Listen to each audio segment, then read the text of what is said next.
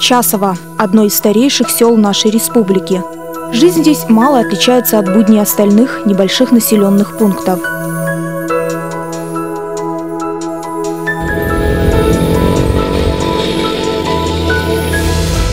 Как и во многих селах, здесь есть свой музей. В 2 небольших комнатах собраны предметы старины. В основном посуда и утварь, встречающаяся во многих музеях. Но есть предметы со своей индивидуальной историей. Скажем, вот эта немецкая сумка. С Большой Слуды привез вот эту сумку с войны Цивонин Афанасий.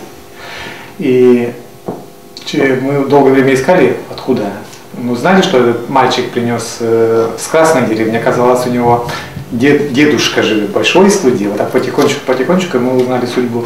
Так вот, чем сам этот солдат известен, он единственный в нашем сельском совете, который имел орден славы. Александр Васильевич Потолицын много лет изучает с детьми историю родного края. Именно благодаря музейному кружку школьники-краеведы начали изучать историю села, иногда выискивая оригинальные темы. Например, изучают так называемые несчастливые места в селе. А идея пришла не сразу. Сначала дети вместе с руководителем ходили по домам, собирали предметы старины, расспрашивали старожилов о былом и услышали много занятного. Шла в школу и там за швабру зашла, до чего дохожу, и слышу, вот где учительская, вот этот коридор, как в столовой идти, там ходит женщина. Тык-тык-тык-тык-тык-тык-тык. Село Часово стоит на старом кладбище, и это ни для кого не секрет. Ведь в старину людей, приближенных к церкви, священнослужителей и членов их семей, было принято хоронить рядом со стенами храма. По этой причине уже по прошествии времени часть села построили на костях. Средняя школа тоже стоит недалеко от Спасской церкви. И здесь, по словам очевидцев, происходили необычные вещи. Хороший дедушка, он хороший домовеночек у нас живет в школе. Первый раз я вообще испугалась, я одна вообще в школе находиться боялась. Но потом уже, когда уже попозже, сейчас уже попривыкла. Сначала я одна без мужа не дежурила, вот у меня даже и свекр ходил со мной всегда. Но я одна вообще, год, наверное, я одна вообще в школу боялась заходить. Но каждый день, конечно, не приходит. Он за 2,5 года, вот уже сколько я работала сторожем в школе, вот он приходил, ну, может, 2-3 раза. Все, я его больше не видела. Так потом вот остальные, вот это звуки, это что, это, конечно, есть. Ну, я не думаю, что старое кладбище, где похоронены были православные христиане, является источником зла, какого-то негатива. Скорее всего, сами люди так воспринимают это. То есть боятся кладбища. Все в самом человеке, как бы вот это суеверный страх. И из-за этого сами они внушают себе. И такое состояние приходит, уже эти бесы, они просто подыгрывают людям, которые именно в таком настроении находятся, в страхе. Фильм про тайны старого кладбища юные исследователи сняли несколько лет назад. Местные жители с опаской рассказывали школьникам, что они не раз сталкивались с необъяснимыми и недоказанными наукой вещами. Чем глубже занимались этими темами, тем с нами тоже начали происходить различные явления. Вот, трагичные, скажем так. Да? В семье начали у нас умирать родственники, вот, трагичные ситуации какие-то. Кто-то руку сломал, кто-то ногу. То один раз мы фильмы, значит, засняли, пришли, начали монтировать, а половины фильма не оказалось. Самые интересные кадры, что было вообще поразительно. Фильмы школьники снимать перестали. Но ведь таких необычных мест в Часово немало. Ученица 7 класса Ольга Потолицына совсем недавно написала целую исследовательскую работу, которая раскрыла, как и почему происходит несчастье в том или ином доме, или даже на целых улицах. Виной всему происходящему она считает так называемые геопатогенные зоны. Это когда под землей проходит разлом, и как бы люди в этих местах не уживаются. И вначале у меня было написано то, что вот немецкие врачи даже совместили карту геологических разломов и схему проживания больных раком. И она как бы совпала. А рядом вот, буквально в 100 метрах там вполне благополучные дома. Так что же такое геопатогенная зона? Некоторые ученые уверены, что это место разломов и трещин, которое скрыто толстым слоем грунта. В таких местах резко изменяются условия жизни, так как через расколы поступают импульсивные электрические колебания. Такие зоны якобы неблагоприятно воздействуют на здоровье и самочувствие человека, животных и растения. Эти участки земли словно магнитом притягивают беды. В народе их еще называют гиблыми.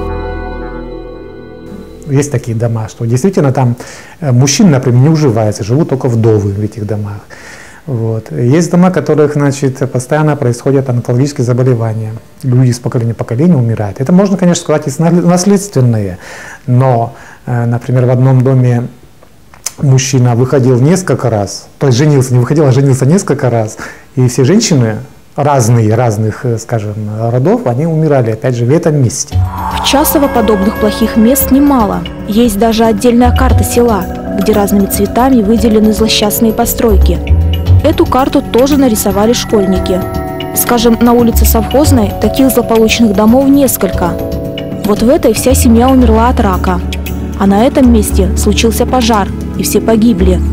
А чуть подальше, уже в совсем разрушенном ветхом строении, некогда проживала многодетная семья. Муж с женой стали часто выпивать, и детей забрали в приют. Сегодня, по прошествии многих лет, во дворе нет даже огорода. Хозяйство полностью заброшено. Между злосчастными постройками стоит добротный новый дом. Его хозяева прожили здесь совсем недолго.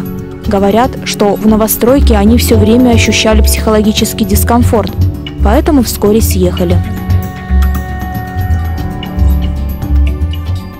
Любовь Ивановна Потолицына на улице Совхозной живет больше 20 лет. Раньше здесь было болото и свалка, чуть дальше лес.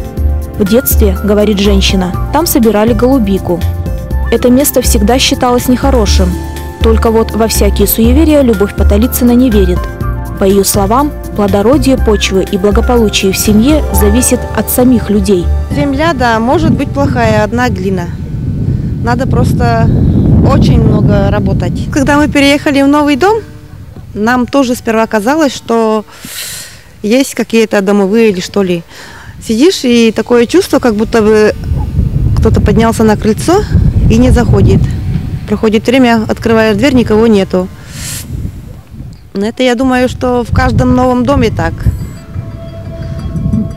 Но привыкли. Издавна у многих народов существовали представления о гиблых, нехороших местах, где не растут деревья и цветы, тяжело болеют люди и животные, разрушаются дома. Именно на таких участках якобы много ящериц и муравьев. На протяжении многих веков место строительства жилых зданий принято было выбирать с особой тщательностью. По поверьям, существует множество критериев выбора участка. Например, нельзя ставить дом так, чтобы по двору протекал ручей, а также на Т-образных перекрестках, то есть перед домом не должно быть улицы, упирающейся в него. Мы и китайскую философию изучали. Там, да, действительно говорится, что на Т-образном нельзя. Потом мы же спрашивали с Красной деревни, бабушка в этом деревне, если они говорили, что, например, есть такое поверье, что дом нельзя строить, например, вот старый дом, нельзя его назад строить, например, отходить от старого дома. И надо обязательно вперед выходить, например, на сантиметров 20 хотя бы. У православной церкви на этот счет есть свое мнение. Как известно, в христианстве нечистую силу изгоняли с помощью молитв. Иеромонах Николай сам лично сталкивался с таким явлением, как бесовщина. По словам священнослужителя, такие дома осквернены человеческим грехом. Возможно, здесь было совершено убийство или самоубийство. Или же это место каких-то древних языческих капищ, где переносили жертвы. По канонам церкви такие участки нужно обходить крестным ходом, а самим хозяевам в первую очередь обязательно причаститься. Нужно человеку самому себя осветить, иметь веру и с верой прийти в храм Божий, причаститься, покаяться в грехах своих.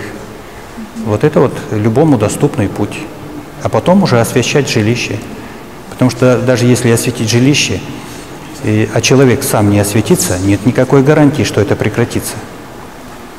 Даже если он перейдет в другой дом, продаст этот дом, купит другой, но это зло вместе с ним перейдет и туда. Значит, главная причина это в самом человеке. Верить или не верить во все это, каждый решает сам. Наука не стала советчиком в подобных вещах. Но если вы решили строить дом и заводить хозяйство, не будет лишним прислушаться к самому себе, к своему физическому и душевному состоянию.